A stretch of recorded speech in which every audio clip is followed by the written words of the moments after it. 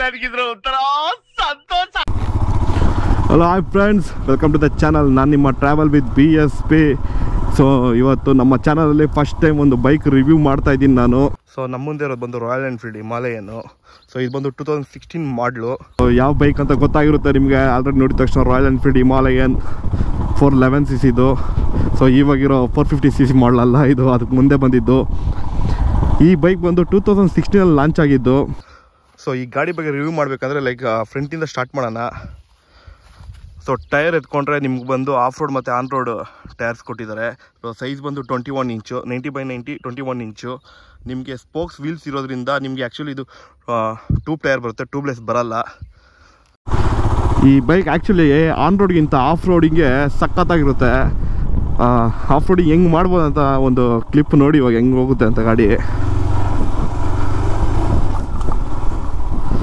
So ಸಿಟಿಯಲ್ಲಿ ಓಡಿಸ್ರೆ ಮಜಾ ಸಿಗುತ್ತೋ ಸಿಗೋಲ್ಲ ಗೊತ್ತಿಲ್ಲ, ಬಟ್ ಈ ಥರ ಆಫ್ ರೋಡಿಂಗ್ ಜಾಗದಲ್ಲಿ ಮಾತ್ರ ಈ ಗಾಡಿ ಓಡಿಸ್ರೆ ಸಿಗೋ ಮಜಾನೇ ಬೇರೆ. ಸೊ ಗಾಡಿನ ಆಫ್ ರೋಡಿಂಗಲ್ಲಿ ಓಡಿಸೋ ಸ್ಕಿಲ್ಸ್ ಇರಬೇಕಷ್ಟೇ.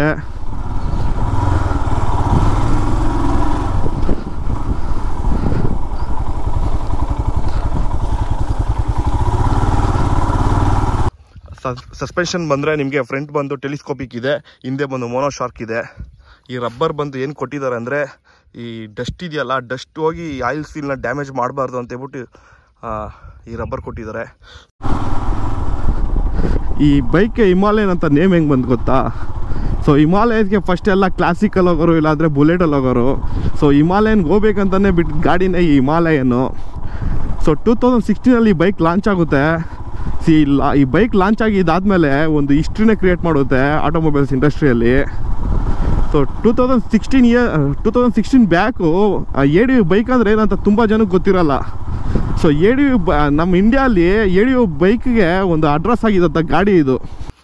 ಸೊ ಇವರು 2 ಬಂಪರ್ ಕೊಟ್ಟಿದ್ದಾರೆ ಅಂತ ನೋಡ್ತಾ ಇದ್ದೀರಾ. ಸೊ ಆಫ್ ರೋಡಿಂಗ್ ಮಾಡಬೇಕಾದಾಗ ಇದು ಬಂಪರ್ ತೆಗೆದುಬಿಡ್ತಾರೆ. ಸೊ ಈ ಒಂದು ಬಂಪರ್ ಮಾತ್ರ ಹಾಕ್ಕೊಂಡು ಆಫ್ ರೋಡಿಂಗ್ ಮಾಡ್ತಾರೆ. ಏಕೆಂದರೆ ಕಲ್ಲುಗಳು ಎಗರಬೇಕಾದಾಗ ಕಲ್ಲು ಹೆಡ್ಲೈಟ್ ತಗೊಳ್ಬಾರ್ದು ಅಂತೇಳ್ಬಿಟ್ಟು ಇದು ಎಕ್ಸ್ಟ್ರಾ ಫೆಂಡರ್ ಕೊಟ್ಟಿರೋದು. ಸೊ ಈ ಗಾಡಿ ಲಾಂಚ್ ಆದಮೇಲೆ ಈ ಗಾಡಿ ಕಾಂಪಿಟೇಷನ್ ಅಂತೇಳ್ಬಿಟ್ಟು ತುಂಬ ಕಂಪ್ನಿಯಿಂದ ವೆಹಿಕಲ್ಸ್ ಬಿಟ್ಟರು. ಫಾರ್ ಎಕ್ಸಾಂಪಲ್ KTM 319 ಆಗಿರ್ಬೋದು, ಆಮೇಲೆ GS 310 ಆಗಿರ್ಬೋದು, ಆ ಥರ ತುಂಬ ಕಂಪ್ನಿಗಳು ಬಂತು. ಬಟ್ ಆದ್ರೂ ಈ ಗಾಡಿ ಒಂದು ಲೆಜೆಂಡು. ಸೊ ಲೈಟ್ ವೈಸ್ ಬಂದರೆ ನಿಮ್ಗೆ ಆಲೋಜನ್ ಲೈಟು, ಆಲೋಜನ್ ಇಂಡಿಕೇಟರ್ ಇದೆ. LED ಲೈಟು, LED ಇಂಡಿಕೇಟರ್ಸ್ ಇಲ್ಲ, ಆಲೋಜನ್ ಇದೆ ಎರಡೂ. ಈ ಬೈಕ್ ಬಂದು ಆನ್ ರೋಡ್ ಮತ್ತು ಆಫ್ ರೋಡಿಂಗ್ಗೆ ಚೆನ್ನಾಗಿ ಸೂಟ್ ಆಗುತ್ತೆ. ಸೊ ಸಿಟಿಯಲ್ಲಿ ಓಡಿಸ್ಬೇಕಾದ್ರೆ ಸ್ವಲ್ಪ ಕಷ್ಟ ಆಗುತ್ತೆ, ಏಕೆಂದರೆ ಇದು ಲಾಂಗ್ ಸ್ಟ್ರೋಕ್ ಇಂಜಿನ್ ಆಗಿರೋದ್ರಿಂದ ತುಂಬ ಹೀಟ್ ಪ್ರೊಡ್ಯೂಸ್ ಮಾಡುತ್ತೆ. ಇಂಜಿನ್ ಹತ್ರ ಬಂದರೆ ಇಂಜಿನ್ ಬಂದು 411cc engine, 4 stroke air cooled engine ಬರುತ್ತೆ. ಪವರ್ ವೈಸ್ ಬಂದರೆ 24 bhp ಸಿಗುತ್ತೆ, 32 Nm ಟಾರ್ಕ್ ಸಿಗುತ್ತೆ. ನೀವು ಯಾವ ಗೇರಲ್ಲಿ ಮೂವ್ ಮಾಡಿದ್ರೂ ನಿಮ್ಗೆ ಒಳ್ಳೆ ಟಾರ್ಕ್ ಸಿಗುತ್ತೆ ಈ ಗಾಡಿಯಲ್ಲಿ. ರಾಯಲ್ ಎನ್ಫೀಲ್ಡಲ್ಲೇ ಮಾಡಿರೋ ಬೈಕ್ಗಳಲ್ಲಿ ಇದು one of the best bike. Launch ಆದ ವರ್ಷದಲ್ಲಿ ಫಸ್ಟ್ ಎಡಿಷನ್ ಗಾಡಿಯಲ್ಲಿ ತುಂಬ ಬ್ಯಾಡ್ ಕಮೆಂಟ್ಸ್, ಬ್ಯಾಡ್ ರಿವ್ಯೂಸ್ ತಗೊಂತು. ಆದರೂ ನೆಕ್ಸ್ಟು ಅಪ್ಗ್ರೇಡಲ್ಲಿ ಎಲ್ಲ ಮಿಸ್ಟೇಕ್ಸ್ನು ಕವರ್ ಮಾಡಿಕೊಂಡು ಗನ್ನಾಗಿ ಬಂತು ಗಾಡಿ. ಸೊ ಇದು ಬಂದು ಮೆಟಲ್ ಅಲ್ಲ, ಪ್ಲಾಸ್ಟಿಕ್ಕು. ಸೊ BS3 ಹಿಮಾಲಯನ್ ನೇಮ್ಗೂ ಇದಕ್ಕೂ ಸ್ವಲ್ಪ ಚೇಂಜಸ್ ಮಾಡಿದ್ದಾರೆ. ಸೊ ಸ್ಟಾಕ್ ಎಕ್ಸಾಸ್ಟ್ ಇದೆ. ಕಸ್ಟರ್ಗೆ ಬಂದೆ, ಇದು ನಾರ್ಮಲ್ ಇನ್ಸ್ಟ್ರೂಮೆಂಟಲ್ ಕಸ್ಟರೇ. ಸೊ ನಿಮಗೆ ಇಲ್ಲಿ ಸ್ಪೀಡ್ ಕಾಣಿಸುತ್ತೆ, RPM ಮೀಟರು, ಫ್ಯೂಯಲ್ ಮೀಟರು ಮತ್ತು ಗೇರ್ ಇಂಡಿಕೇಟ್ರು ಯಾವ ಗೇರಲ್ಲಿದೆ ಅಂತ. ಇಲ್ಲಿದೆಯಲ್ಲ, ಇಲ್ಲಿ ಟೈಮ್ ಕಾಣಿಸ್ತಾ ಇದೆಯಲ್ಲ, ಅದು ಬಂದು ನೀವು ಗೂಗಲ್ ಮ್ಯಾಪು ಡೈರೆಕ್ಟ್ ಕನೆಕ್ಟ್ ಮಾಡ್ಕೊಬೋದು. ಸೊ ಆವಾಗ ನೀವು ಫೋನಲ್ಲಿ ಗೂಗಲ್ ಮ್ಯಾಪ್ ಯೂಸ್ ಮಾಡ್ಬೋದು, ಅವಶ್ಯಕತೆ ಏನಿರಲ್ಲ, ಡೈರೆಕ್ಟ್ ಇದರಲ್ಲೇ ನೋಡ್ಕೊಬೋದು ನೀವು. ಮೈಲೇಜ್ ಅಂತ ಬಂದರೆ ನಿಮಗೆ ಸಿಟಿಯಲ್ಲಿ ಒಂದು 25 ಕೊಡ್ಬೋದು, ಹೈವೇಲಿ ಒಂದು 30 ಕೊಡುತ್ತೆ. ಟ್ಯಾಂಕ್ ಕೆಪಾಸಿಟಿ ಬಂದು 15 ಲೀಟ್ರ್ ಇದೆ, 15 ಲೀಟರ್ಸು. ಸೊ ಆ್ಯಕ್ಚುಲಿ ನಾನು ತುಂಬ ಲಾಂಗೆಲ್ಲ ಹೋಗಿದ್ದೀನಿ ಈ ಬೈಕಲ್ಲಿ. ಸೀರಿಯಸ್ ಆಗಿ ಹೇಳ್ತೀನಿ, ಬೈಕ್ ಮೇಲೆ ಇನ್ವೆಸ್ಟ್ ಮಾಡೋದು ವರ್ತು. ಸರಿ, ನಾನು ಲಾಂಗ್ ರೈಡ್ಸ್ಗಂತೂ ಮಾಡಿಸಿದ್ದು. ಅದರಲ್ಲೂ ನಿಮ್ಗೆ ಎಲ್ಲಾನ ಆಫ್ ರೋಡಿಂಗ್ ಸಿಕ್ಬಿಡ್ತು ಅಂದರೆ ಮಜಾನೇ ಮಜಾ. ಆ ಸೀಟ್ಸ್ ಬಂದರೆ ಸೀಟ್ಸ್ ಮಾತ್ರ ಫುಲ್ಲು ಕಂಫರ್ಟಬಲ್ ಆಗಿದೆ, ಸಾಫ್ಟಾಗಿದೆ. ಸೊ ಹೈವೇಲಿ ಕ್ರೂಸ್ ಮಾಡೋಕ್ಕೆ ಸಖತ್ತಾಗಿರುತ್ತೆ. ಮ್ಯಾಕ್ಸಿಮಮ್ ನೀನು 90, 100, 110 ಕ್ರೂಸ್ ಮಾಡ್ಬೋದು. ಇದು ಟಾಪ್ ಸ್ಪೀಡ್ ಬಂದು ಒಂದು 135 ಹೋಗುತ್ತೆ. ಬಟ್ ಏನಂದರೆ ಅಷ್ಟೆಲ್ಲ ಹೋದರೆ ಗಾಡಿ ವೈಬ್ರೇಷನ್ನು. ಈ ಬೈಕ್ ಬಂದು 2016 ಲಾಂಚ್ ಆಗಿ 2023 ಡಿಸ್ಕಂಟಿನ್ಯೂ ಆಯಿತು. ಸೊ ಇದಾದಮೇಲೆ ಬಂದಿರೋದು 411 ಸ್ಕ್ರಾಮ್ ಅಂತ ಬಿಟ್ಟಿದ್ದಾರೆ. ಸೊ ಇದಾದಮೇಲೆ 450cc ಬಿಟ್ಟರು.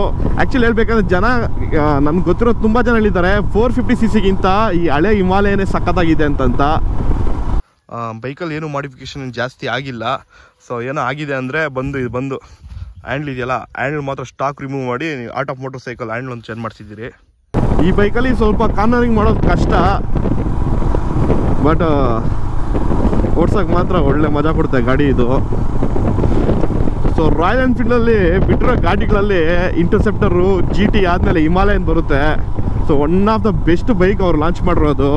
ಸೊ ಈ ಬೈಕ್ ಬಂದಮೇಲೆ ಅಂತೂ ಆಟೋಮೊಬೈಲ್ ಇಂಡಸ್ಟ್ರಿಯಲ್ಲಿ ಒಂದು ಅಲೆ ಕ್ರಿಯೇಟ್ ಮಾಡ್ತು, ನಿಮಗೆ ಗೊತ್ತಿದೆ. ಅದರಲ್ಲೂ ಲಾಂಗ್ ಟೂರಿಂಗ್ ಅಂತೂ ಮಾಡಿಸಿದ ಗಾಡಿ. ಸೊ ನಿಮಗೆ ಇಲ್ಲಿ ಜೆರಿಕೆನ್ ನೀವು ಅಟ್ಯಾಚ್ ಮಾಡ್ಕೊಬೋದು. ಲೈಕ್ ಪೆಟ್ರೋಲ್ ಇಲ್ಲ ವಾಟರ್ ಏನಾದ್ರು ಲಾಂಗ್ ಹೋಗ್ಬೇಕಾದ್ರೆ ಕ್ಯಾರಿ ಮಾಡಬೇಕಾದ್ರೆ ಜೆರಿಕೆನ್ ಇಲ್ಲಿ ಬಂದು ತಗೊಳ್ಕೊಬೋದು. ಸೊ ಸಿಟಿಯಲ್ಲಿ ನಿಮಗೆ ಸ್ವಲ್ಪ ಇಂಜಿನ್ ಹೀಟ್ ಹೊಡೆಯುತ್ತೆ, ಆದರೆ ಹೈವೇಲಿ ಮಾತ್ರ ಒಳ್ಳೆ ಕಂಫರ್ಟ್ ಕೊಡುತ್ತೆ. ಈ ಗಾಡಿನ ನೀವು ಆಫ್ ರೋಡಿಂಗ್ಗೂ ಯೂಸ್ ಮಾಡ್ಬೋದು, ಆನ್ ರೋಡ್ಗೂ ಯೂಸ್ ಮಾಡ್ಬೋದು, ತರಕಾರಿ ತರಕ್ಕೂ ಯೂಸ್ ಮಾಡ್ಬೋದು, ಹಾಲ್ ಪ್ಯಾಕೆಟ್ ತೊಗೊಂಡೋಕ್ಕೂ ಯೂಸ್ ಮಾಡ್ಬೋದು. ಸೊ ಈ ಗಾಡಿ ಹಿಮಾಲಯಲ್ಲಿ ಕಾಣಿಸೋದಕ್ಕಿಂತ ಈ ಸಿಟಿ ಒಳಗೆ ಈ ಥರ ತರಕಾರಿ ತರಕ್ಕೆ ಹಾಲು ತರಕ್ಕೆ ತುಂಬ ಯೂಸ್ ಆಗುತ್ತೆ. ಇಲ್ಲಿ ಫೋಟೋ ಶೂಟ್ ನಡೀತಾ ಇದೆ ಗುರು ಇಲ್ಲಿ. ಸೊ ಈ ಬೈಕಲ್ಲಿ ನಿಮಗೆ ABS ಸಿಗುತ್ತೆ. ಸೊ ABS ಆನ್ ಆಫ್ ಮಾಡ್ಕೊಬೋದು.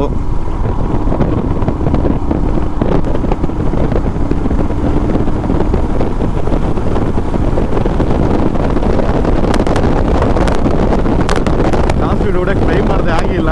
ನನ್ನ ಕೈಲಿ ಆಗಿದ್ದು 110 ಅಷ್ಟೇ. ಸೊ ಆ್ಯಕ್ಚುಲಿ ಹೈವೇ ಅಲ್ಲ, ಸೊ ಹೈವೇ ಆಗಿದ್ರೆ ಟ್ರೈ ಮಾಡ್ಬೋದಾಯಿತು. 130, 135 ಬೇಕು, ಬಟ್ ನಾನಿರೋ ರೋಡಲ್ಲಿ ಅಷ್ಟು ಆಗಲ್ಲ. ಸೊ ಗಾಡಿಯಲ್ಲಿ ವೈಬ್ರೇಷನ್ ಇದೆ, ಇಲ್ಲ ಅಂತ ಮಾತ್ರ ಹೇಳಲ್ಲ. ರಾಯಲ್ ಎನ್ಫೀಲ್ಡ್ ಅಂದ್ರೆ ವೈಬ್ರೇಷನ್ನು, ಅದು ಗೊತ್ತಿರೋದು ನಿಮಗೆ. ಗಾಡಿ ವೆಯ್ಟ್ ಬಂದು ನಿಮಗೆ 191 kgs ಬರುತ್ತೆ.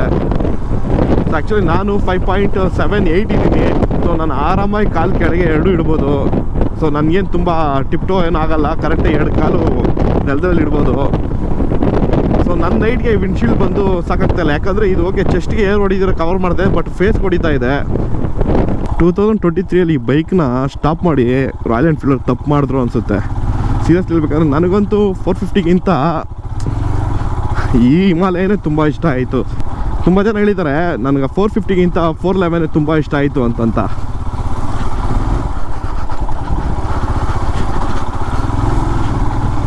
ಆಫ್ ರೋಡಿಂಗ್ ಟ್ರಯಲ್ಸ್ ಮಾಡೋಕ್ಕೆ ಆಗಿರಲಿ, ಅದೇ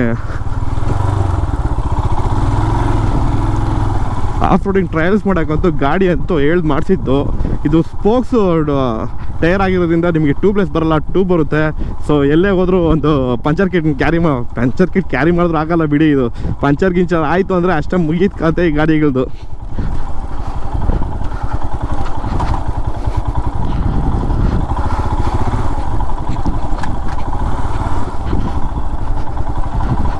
ಏನು ಹೇಳಿ, ಒಂಥರ ಕ್ರೇಜಿ ಮಿಷಿನ್ ಗುರು ಇದು.